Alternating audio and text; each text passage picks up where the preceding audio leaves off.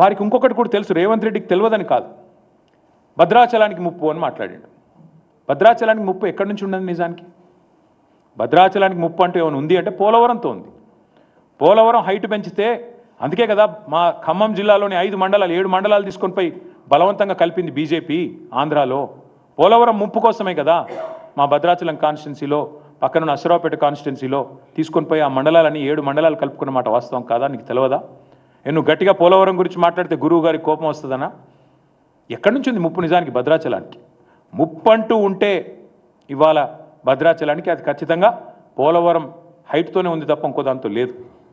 అందుకే మా హరీష్ రావు గారు భద్రాచలం పోలవరం అథారిటీకి ఫిర్యాదు చేస్తే కేంద్రం స్పందించి, ఎందుకంటే భద్రాచలం మునుగుతుందేమో ఈ హైట్తో అని చెప్పి ఫిర్యాదు చేస్తే కేంద్రం స్పందించి సర్వేలకు టీంలు పంపింది.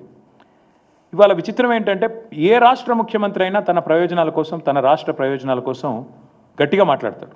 ఆంధ్రప్రదేశ్ ముఖ్యమంత్రి ఆంధ్రప్రదేశ్ ప్రయోజనాల కోసం కొట్లాడతాడు, తెలంగాణ ముఖ్యమంత్రి తెలంగాణ ప్రజల ప్రయోజనాల కోసం కొట్లాడాల. కానీ ఈ మాట అనకూడదు, కానీ అంటున్నా తప్పట్లేదు.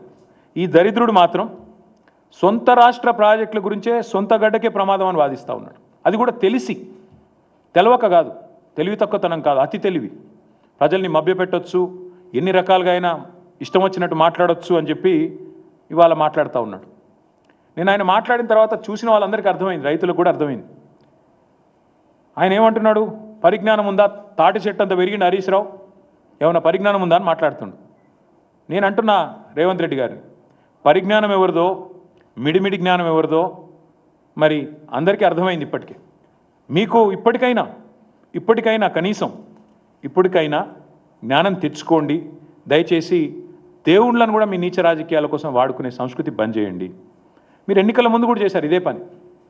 పార్లమెంట్ ఎన్నికల ముందు ఇదే భద్రాచలం పోయి రాముల వారి మీద ఆన అన్నావు, రుణమాఫీ చేస్తా అన్నావు. యాదాద్రి లక్ష్మీ నరసింహస్వామి మీద ఆన అన్నావు, రుణమాఫీ చేస్తా అన్నావు. కనబడ్డ దేవుళ్ళందరి మీద ఒట్టు పెట్టినావు. ఇవాళ ఆ దేవుళ్ళే తలలు పట్టుకుని కూర్చునే పరిస్థితి వచ్చింది, వీడెక్కడ దొరికిండ్రా మాకు అని. అట్లాంటి పరిస్థితి ఇవాళ ఉంది.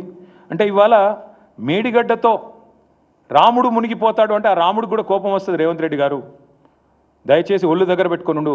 శ్రీరాముడి గురించి మాట్లాడేటప్పుడు, దేవుడి గురించి మాట్లాడేటప్పుడు అబద్ధాలు చెప్తే మరి తప్పకుండా నీకే నష్టం జరుగుతుంది, గుర్తుపెట్టుకో అని చెప్పి కూడా నేను గుర్తు చేస్తా ఉన్నాను. ఇంకొక